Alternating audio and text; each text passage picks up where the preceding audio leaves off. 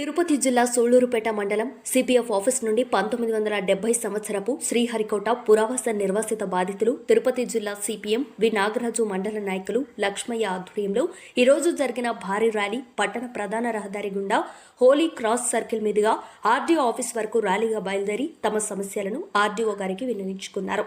1968వ సంవత్సరంలో aerial survey చేసి షాద్ నిర్మాణానికి అనువుగా శ్రీహరికోట ఉంటుందని అక్కడ నివాసం ఉంటున్న వారికి పురావాస కేంద్రాలుగా 5 చోట్లలో కేంద్రాలు ఏర్పాటు చేసి వారికి జీవనోపాధిగా కొంత స్థలం ఇవ్వడం జరిగింది. ఇళ్ల స్థలాల కోసం 10 సెంట్ల భూమి కూడా ప్రభుత్వం వారికి అప్పచెప్పారు.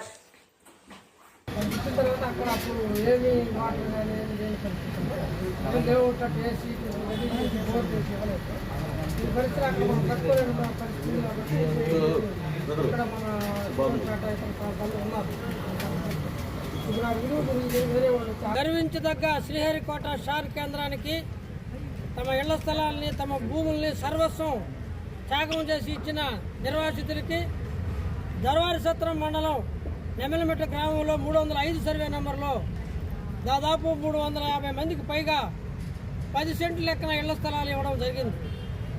వీళ్ళు ఆ స్థలాలని ఆ రోజు పట్టాలు తీసుకొని ప్రభుత్వ ఆదేశాల ప్రకారం అక్కడ గ్రామంలో వాళ్ళకి ఉపాధి లేని పరిస్థితుల్లో అక్కడ ఉండలేని పరిస్థితుల్లో కొంతమంది శ్రీహరికోటలోను కొంతమంది ఇక్కడే ఉండి తమ జీవనం సాగిస్తూ స్థలాలు రక్షణగా ఉన్నారు.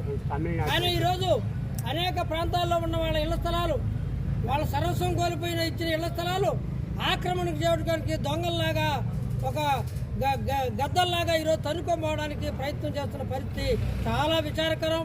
సర్వస్వం కోల్పోయి ప్రతిష్టాత్మకంగా ఉన్న శ్రీహరికోటకి ఇచ్చిన వారికి ఇదే న్యాయం చేసేదని అడుగుతున్నాను. దొంగ పట్టాలు తయారు చేసుకోవడం, బోగస్గా వేరే వాళ్ళ పేరుతో తయారు చేసుకోవడం, అమ్ముకోవడం, సొమ్ము చేసుకోవడం, మా స్థలాలు మాకు ఇవ్వని ఎవరైతే నిజమైన లబ్ధిదారులు పెట్టి వాళ్ళ మీద దౌర్జన్యం చేయడం ఇది దుర్మార్గమైన విషయం. దీన్ని ఇప్పటికే అక్కడ పోయి తహసీల్దార్ గారికి చెప్పినా ఆమె స్పందించకుండా ఉండడం అనేది సరైనది కాదు. ఖచ్చితంగా ఈరోజు శ్రీహరికోట యాజమాన్యం ఆ రోజు ఇచ్చిన దీని ప్రకారం ఈ ఆర్డీఓ గారు చొరవ తీసుకొని తహసీల్దార్కి సరైన ఆదేశాలు ఇచ్చి ఈ ఇళ్ల స్థలాలన్నీ కూడా రక్షించకపోతే సరైన పద్ధతి కాదు, ఇది దుర్మార్గం అవుతుందని చెప్పి నేను తెలియజేస్తున్నాను. ఈ యొక్క నియోజకవర్గం ఎమ్మెల్యే గారు అందరి నాయకుల్ని శ్రీహరికోటకి తీసుకుపోయేది కాదు, ప్రధానమంత్రితో ప్రశంసలు పొందేది కాదు. ఇక్కడ నిర్వాసితులుగా ఉన్న వాళ్ళకి గోడుగోడని ఉపాధి లేకుండా ఇబ్బంది పడుతున్న వాళ్ళకి అండగా నిలబడమని చెప్పి నేను విజ్ఞప్తి చేస్తా ఉన్నాను. అందుకని ఇది చేయకపోతే సిపిఎం పార్టీగా మొత్తం అన్ని సంఘాలని అన్ని రాజకీయ పార్టీలు కలుపుకొని వాళ్ళకి అండగా అక్కడ పోయి కూర్చోవాల్సి వస్తుంది. ఇది మొత్తం కూడా వాళ్ళకి న్యాయం జరిగేంత వరకు కూడా మేము వదిలే పరిస్థితి లేదు. ఆ నిర్వాసితులు ఈరోజు వాళ్ళు కళ్ళనీళ్ళు పెట్టుకొని మా ఆఫీస్కి వచ్చి ఇబ్బంది పడుతున్న పరిస్థితి చూసి ఈరోజు విజ్ఞాపన కోసం చేశాం. ఈరోజు గ్రీవెన్స్ డే ఆర్టీఓ గారు వచ్చి వీళ్ళ బాధలన్నీ విని వెంటనే స్పందించాలని చెప్పేసి మేము కోరుతున్నాం. ఎక్కడ చూసినా నిర్వాసితులకి అన్యాయం జరుగుతుంటే ఈ ప్రభుత్వాలు ఏం చేస్తున్నాయని చెప్పి చెప్తున్నా, నేను అడుగుతున్నా. ఈరోజు అనేకమైన ప్రాంతాల్లో శ్రీహరికోటకి ఇచ్చేసి అటువైపు సత్యవేడ మండలం లేకపోతే నెల్లూరు అనేకమైన ప్రాంతాల్లో ఇచ్చారు.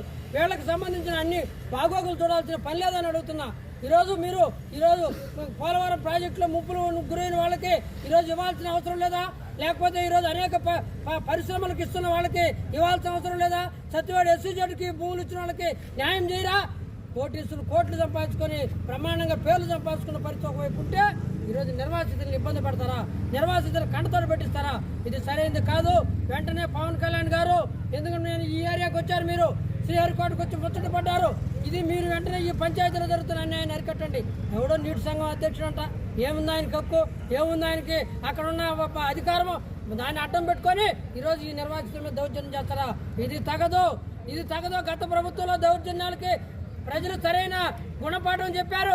మీకు కూడా అటువంటి గుణపాఠం కావాలనుకుంటే ఇది చేయండి, లేకపోతే మీరు న్యాయం ప్రకారంగా వ్యవహరించమని చెప్పేసి నేను హెచ్చరిక చేస్తున్నాను. లేకపోతే ఇది పెద్ద ప్రజా ఉద్యమంగా జిల్లా కలెక్టర్ కార్యాలయం, జిల్లా కార్యాలయం మొత్తం తిరుపతి జిల్లా అంతా కూడా మారుమోగేటట్టుగా పాత నెల్లూరు జిల్లాలో కూడా ఈ విషయాన్ని మొత్తం తీసుకొచ్చి ఉద్యమం చేస్తాం.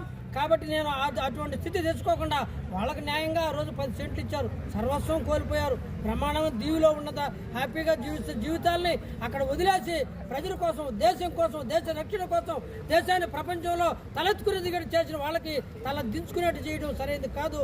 దీన్ని వెంటనే మానుకోవాలని చెప్పేసి వాళ్ళకి న్యాయం చేయాలని చెప్పేసి సిపిఎం తరఫున నేను డిమాండ్ చేస్తా ఉన్నాను.